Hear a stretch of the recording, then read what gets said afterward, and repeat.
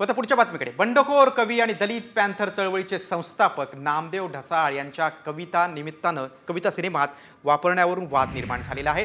ढसाळ यांच्या पत्नी मल्लिका अमर शेख यांनी काय आक्षेप घेतला आहे आणि सेन्सॉर बोर्डाला काय इशारा दिलाय त्यावरचा हा विशेष रिपोर्ट. सेन्सॉर बोर्डावर कारवाई करा.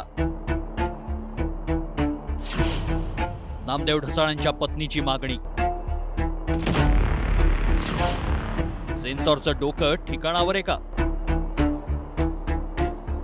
पद्मश्री विद्रोही कवी नामदेव ढसाळांच्या जीवनावर आधारित चल हल्ला बोल या चित्रपटाला सेन्सॉर बोर्डानं परवानगी नाकारली आहे. धक्कादायक बाब म्हणजे सेन्सॉर बोर्डानं या चित्रपटातील सर्व कविता काढून मगच प्रदर्शित कराव्यात अशी अट निर्मात्यांसमोर ठेवली. इतकंच नाही तर त्यांनी थेट कोण नामदेव ढसाळ, आम्ही ओळखत नाही असा सवाल नोटीसमध्ये विचारल्यानं संताप व्यक्त होत असतानाच आता नामदेव ढसाळांची पत्नी मल्लिका ढसाळ यांनी या प्रकरणावर प्रतिक्रिया दिली आहे. नामदेव ढसाळ यांच्या कविता आणि त्यांचं साहित्य हे वापरण्याची कुणालाही परमिशन नाही माझ्या परवानगीशिवाय. आणि त्यांनी त्या हल्ला बोल पिक्चरमध्ये नामदेवची गाणी वापरलेत, कविता वापरल्यात, कुणाला विचारून. प्रॉपर्टी ॲक्ट प्रमाणे 50 वर्षानंतर ती मालमत्ता जे इंटेलेक्च्युअल प्रॉपर्टी असते ती समाजाच्या मालकीची होते, पण अजून त्याला 50 वर्ष झालेली नाहीयेत.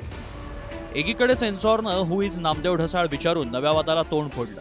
त्यातच नामदेव ढसाळांच्या पत्नीनं चल हल्ला बोल चित्रपटाविषयी देखील मोठा खुलासा केला. दिग्दर्शकांना कोणतीही परवानगी न घेता नामदेव ढसाळांच्या कविता वापरल्याचा खुलासा त्यांनी केला. सगळ्यात महत्त्वाची गोष्ट म्हणजे आणि अत्यंत दुःखाची गोष्ट एक शोकांतिका आहे मराठी माणसाची, की त्यांच्या मातीतच आणि मराठी भाषा दिनाच्या दिवशी या लोकांनी नामदेव ढसाळ कोण आहे हे विचारणारी, मुद्दाम दरपोक्ती करणारा माणूस, त्याला ताबडतोब त्याचं निलंबन केलं पाहिजे आणि मी आता तीव्र शब्दात निषेध करते. दरम्यान चित्रपटाचं नेमकं प्रकरण काय आहे पाहूया. चित्रपट 1 जुलै 2024 रोजी मान्यतेसाठी सेन्सॉरकडे पाठवण्यात आला.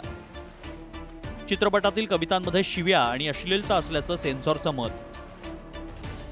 कविता नामदेव ढसाळांनी लिहिल्याची माहिती दिग्दर्शकाकडून सादर करण्यात आली. अधिकाऱ्यांचं कोण ढसाळ, आम्ही ओळखत नाही असं उत्तर आलं. दलित साहित्यात परिवर्तन घडवणारे गोलपीटकार नामदेव ढसाळांनी केलेल्या अतुलनीय कामासाठी त्यांना 1999 साली पद्मश्री पुरस्कारानं गौरवण्यात आलं होतं. मात्र आता चल हल्ला बोलच्या निमित्तानं ढसाळ पुन्हा चर्चेत आले.